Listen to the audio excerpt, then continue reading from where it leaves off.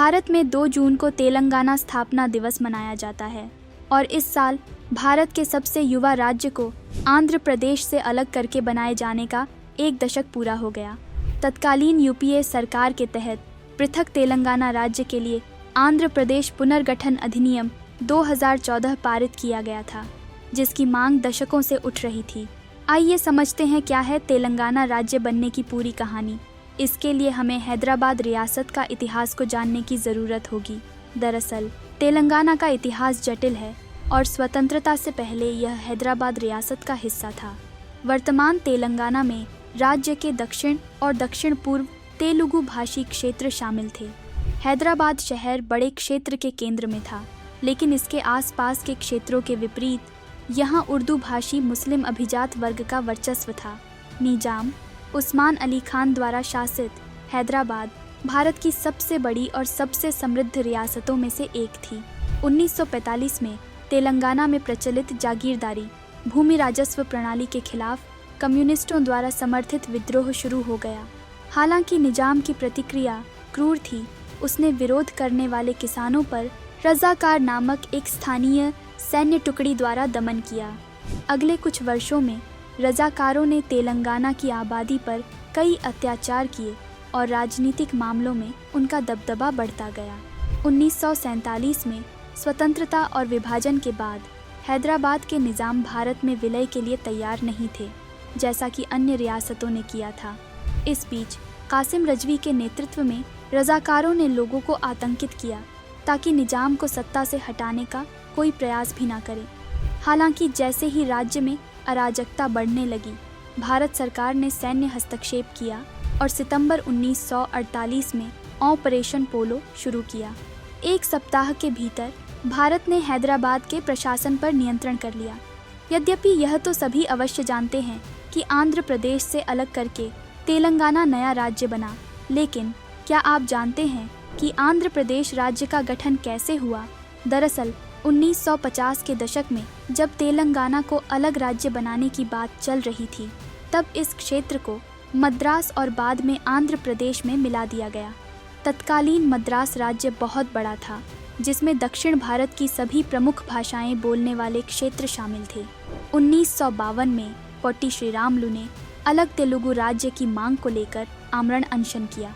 56 दिनों के बाद उनकी मृत्यु हो गई, जिससे पूरे क्षेत्र में अशांति फैल गई और अंततः 1953 में मद्रास राज्य के उत्तरी और पूर्वोत्तर क्षेत्रों को मिलाकर आंध्र राज्य का गठन हुआ। हालांकि तेलुगु प्रधान तेलंगाना क्षेत्र की स्थिति विवादास्पद थी, जबकि आंध्र तेलंगाना के साथ विलय करके एक एकीकृत विशालांध्र बनाना चाहता था। राज्य पुनर्गठन समिति ने खुद इसका समर्थन नहीं किया। इसके बजाय तेलंगाना को कम से कम 1961 तक एक अलग राज्य बनाने की सिफारिश की, लेकिन 1956 में पारित राज्य पुनर्गठन अधिनियम ने इस सिफारिश को नज़रअंदाज कर दिया। आंध्र प्रदेश और तेलंगाना को मिलाकर एक राज्य बना दिया गया, जिसकी राजधानी हैदराबाद थी।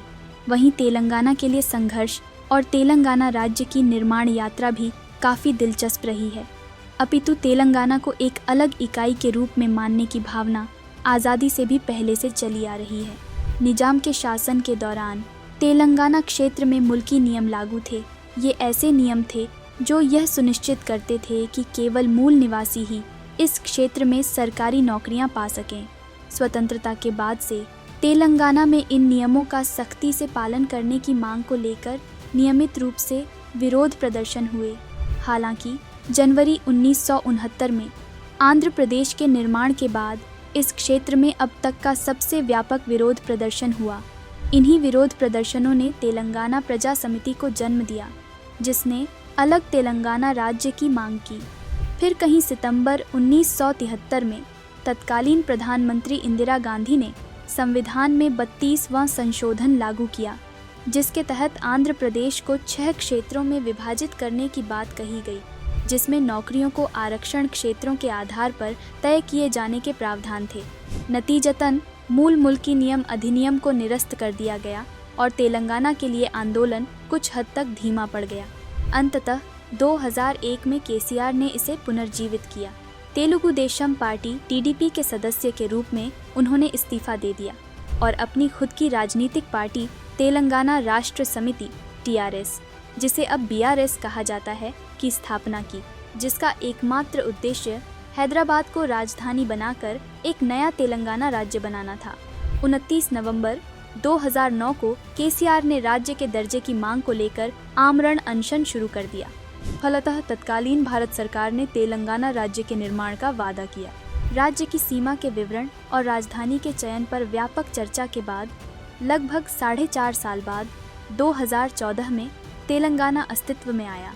वहीं हैदराबाद को 10 वर्षों की अवधि के लिए आंध्र प्रदेश और तेलंगाना दोनों की संयुक्त राजधानी के रूप में चुना गया। हालांकि अब आंध्र प्रदेश को अपनी राजधानी बदलनी होगी।